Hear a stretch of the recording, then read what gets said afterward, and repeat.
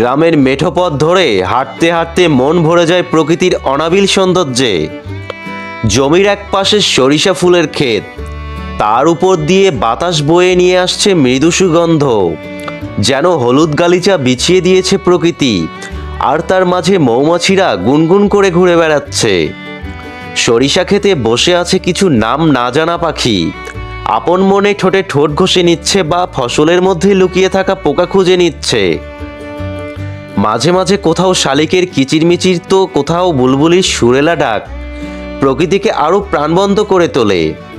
এই শান্ত সরল মেঠো পথ ধরে হাঁটতে হাঁটতে মনে হয় প্রকৃতি যেন জীবনের প্রতিটি মুহূর্তে এক অনন্য কবিতা লিখে চলেছে, যেখানে সরিষার হলুদ, মাঠের সবুজ আর আকাশের নীল একসঙ্গে মিশে তৈরি করেছে এক মোহময় ছবি। চাচি আসসালামু আলাইকুম। ওয়ালাইকুম সালাম।